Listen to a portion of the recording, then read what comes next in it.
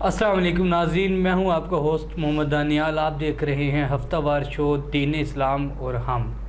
ناظرین گرامی، جیسا کہ آپ جانتے ہیں اس شو میں ہمارے ساتھ قاضی حسان احمد صاحب موجود ہوتے ہیں ہمیشہ کی طرح۔ آج بھی ہمارے ساتھ موجود ہیں جناب قاضی حسان احمد صاحب۔ ناظرین گرامی، لاسٹ ٹائم ہم نے ایک فتنہ ڈسکس کیا تھا دجال کا، اس کے بعد آپ کو بھی بتایا کہ حضرت صلی اللہ علیہ وسلم نے فرمایا کہ میری امت میں ڈھیر فتنے آئیں گے۔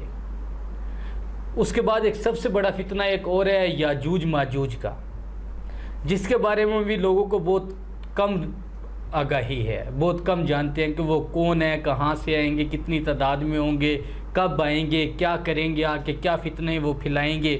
اس کے بارے میں بھی ہم قاضی صاحب سے جاننے کی کوشش کریں گے۔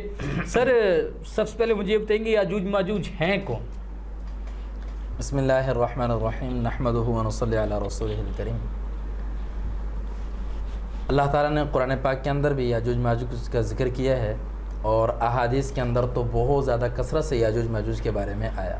اچھا، قرآن پاک کے اندر بھی یاجوج ماجوج کے بارے میں ذکر کیا گیا ہے؟ جی، کافی جگہ پر، بلکہ ایک یہودی آئے حضور کے پاس، آپ صلی اللہ علیہ وسلم سے پوچھا کہ ذوالقرنین کون ہے، یسألونک عن ذی القرنین، تو اس کے بارے میں پھر اللہ رب العزت نے کافی تفصیل جو ہے وہ بیان کی کہ وہ ایک بہت بڑا بادشاہ تھا، بلکہ جو دنیا کے 4 بادشاہ گزرے ہیں جنہوں نے پوری دنیا کے اوپر حکومت کی ہے، ان میں سے ایک ذی القرنین بھی تھا۔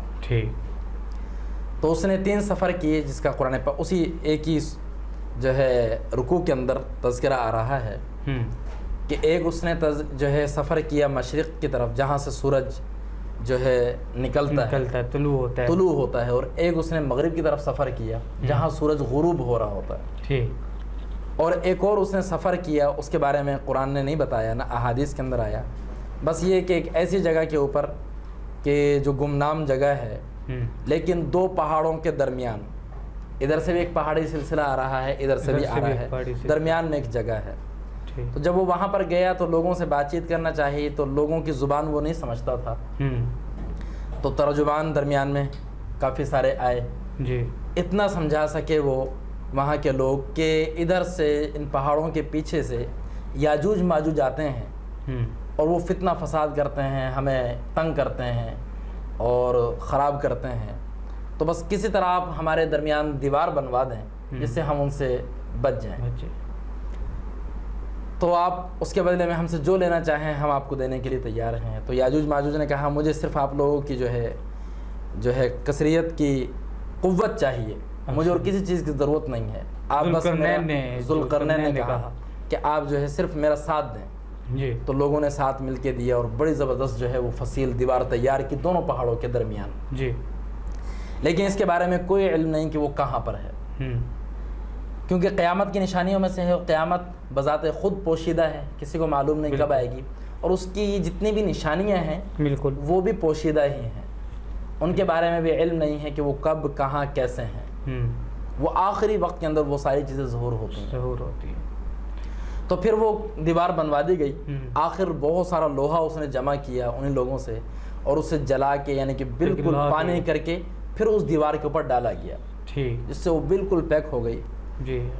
تو اس کے بعد ان لوگوں نے آنا ختم کر دیا وہاں پر۔ یہ بھی حضرت نوح علیہ السلام کے بیٹے یعنی کہ انسانوں میں سے ہیں، ان کی اولاد میں سے ہیں یاجوج ماجوج۔ وہی میں آپ سے کویسچن پوچھنا چاہ رہا تھا کہ یہ بھی خدائی مخلوق انسانی صورت میں ہے یا جانوروں کی صورت میں ہے؟ انسان ہیں یہ، اور جو ہے بہت زیادہ کثرت سے ہیں، بہت تعداد میں، بہت تعداد میں۔ آپ کو ایک حدیث سنا دیتا ہوں جس سے آپ کو معلوم ہو جائے گا کہ آپ صلی اللہ علیہ وسلم نے فرمایا کہ میری امت میں سے ایک شخص صرف جنت میں جائے گا، باقی 99 جہنم میں جائیں گے۔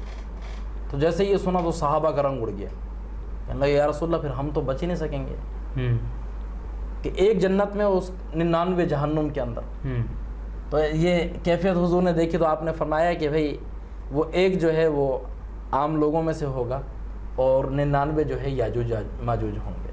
اتنی زیادہ کثرت ہے، اتنی زیادہ تعداد، اتنی زیادہ تعداد ہے، انسانوں سے وہ بہت گنا زیادہ ہیں۔ اچھا، تو آپ نے اس دن فرمایا جیسے کہ दज्जाल तो जकड़ा हुआ है, जिस दिन उसकी जंजीरें खुल गई, वो आज़ाद हो गया, जी वो आ जाएगा, वो अपने मनहूस कदम रख देगा दुनिया के अंदर, बिल्कुल, और फितना बर्पा करना स्टार्ट हो जाएगा। याजूज माजूज के बारे में क्या कहा जाता है कि इनका फितना कब स्टार्ट होगा, दज्जाल से पहले या दज्जाल के बाद में? सही।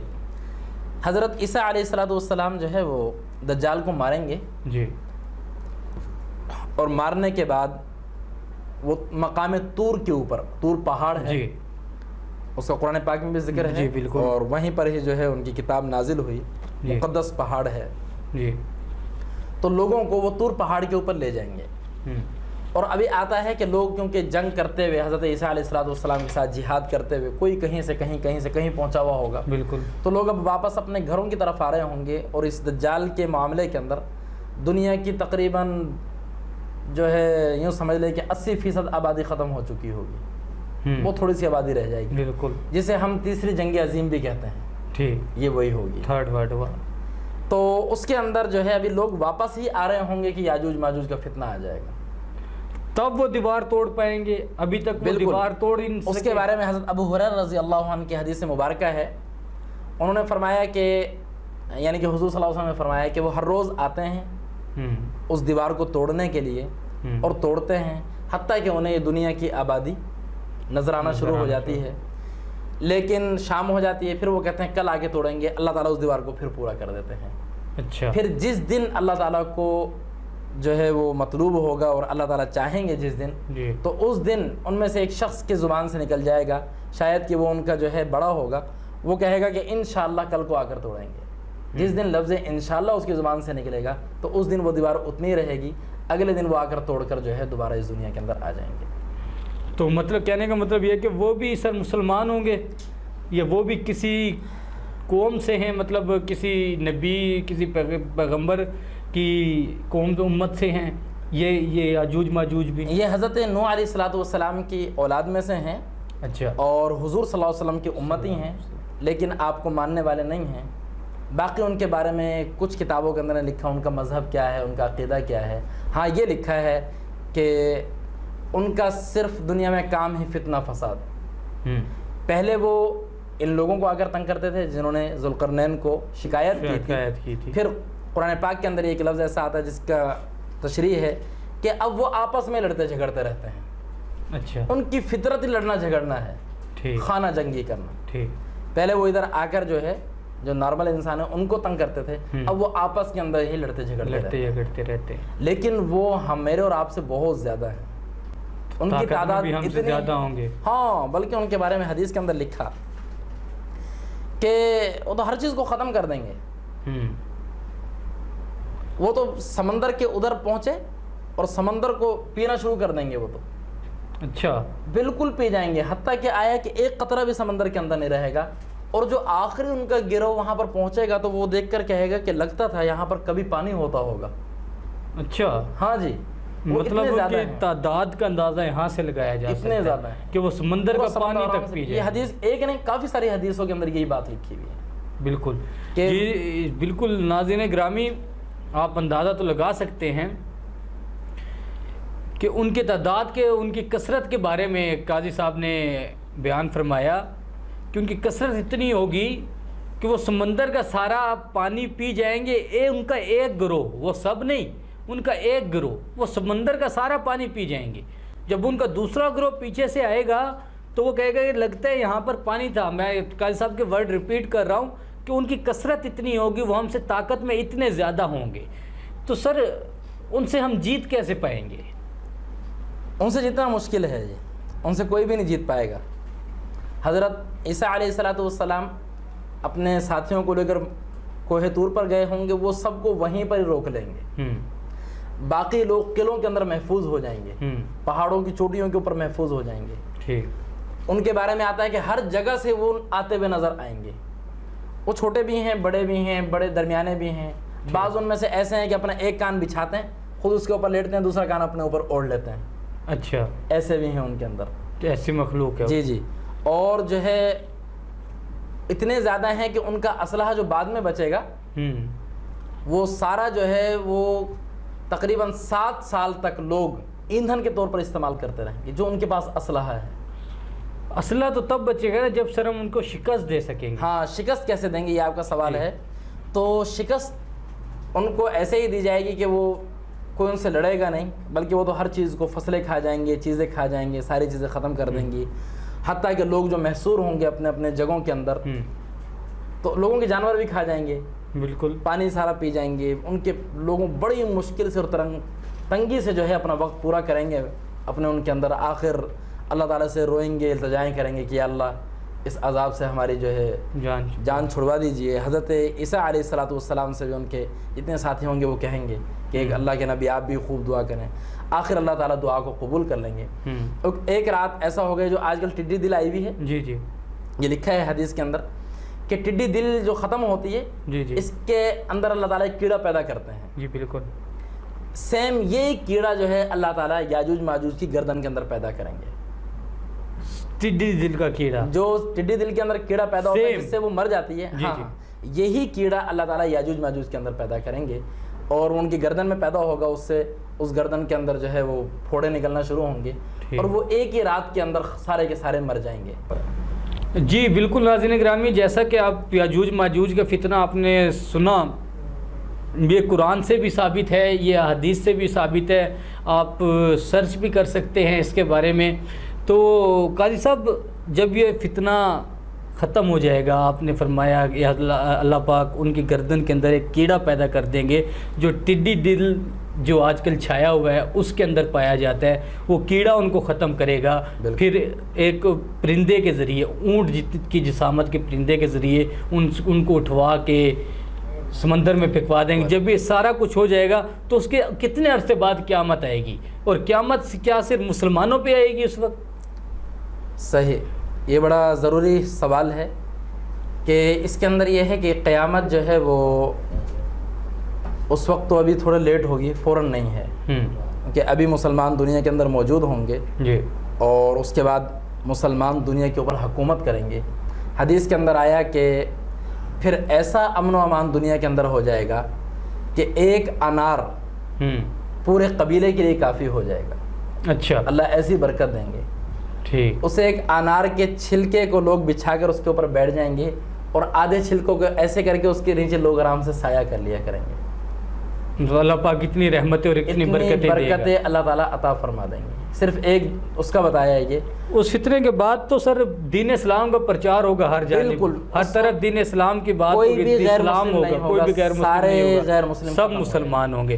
تب اللہ پاک کی رحمتیں برکتیں ابھی بھی نازل ہوتی ہیں اس وقت۔ تو میں نے آپ سے جیسے عرض کر دیا، حدیث کے اندر ہے کہ ایک انار اتنا بڑا اور اتنا بابرکت اور اتنا وہ ہو جائے گا کہ اس کی جسامت اتنی بڑی ہوگی کہ لوگ اس کو اوپر رکھ کر اس کا سایہ کے اندر بیٹھ سکیں گے آرام سے، بالکل، اور ایک پورے قبیلے کے لیے وہ انار کا جو ہے وہ کافی ہو جائے گا۔ یہ آپ صلی اللہ علیہ وسلم کی حدیث مبارکہ ہے، بالکل۔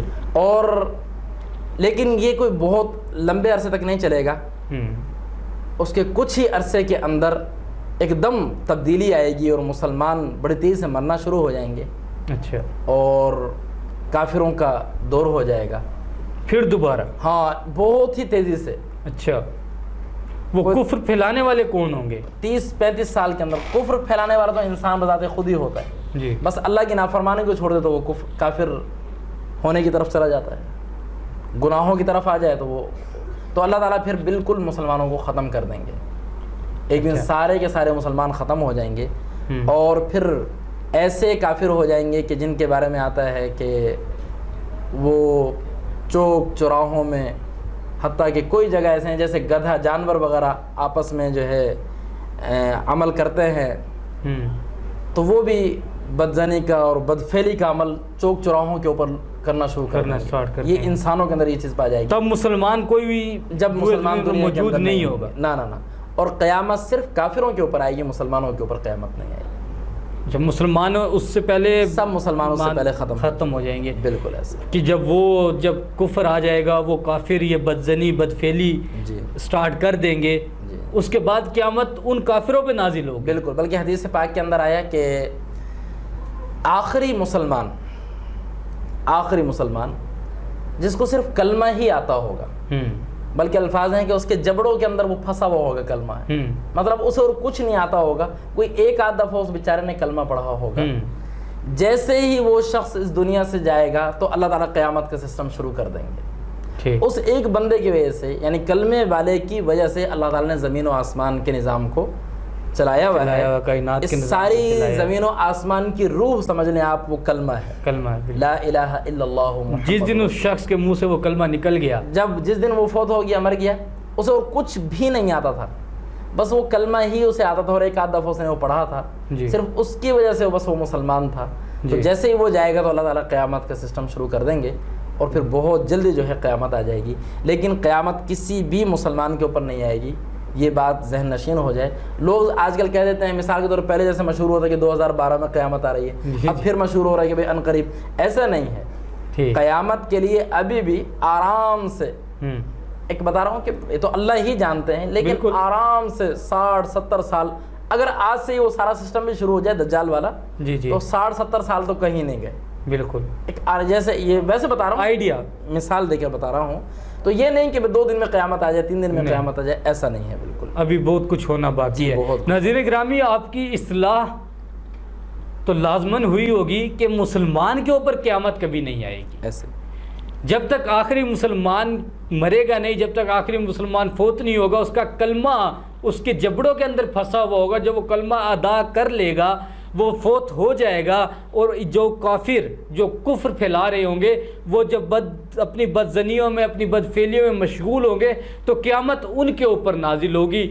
تو اسی کے ساتھ اپنے پروگرام کا اختتام کرتے ہیں۔ میں قاضی حسان احمد صاحب کا بہت مشکور ہوں جو اپنے بہت قیمتی وقت نکال کر ہمارے شو میں ہمارے لیے اس وقت تشریف لائے۔ Thank you sir, thank you so much. تو ناظرین گرامی، اپنے ہوسٹ محمد دانیال کو دیجیے اجازت اور دیکھتے رہیے ہمارا ہفتہ وار شو دین اسلام اور ہم، کیونکہ اس سے آپ کو بہت آگاہی فراہم ہوگی انشاءاللہ۔ اللہ حافظ۔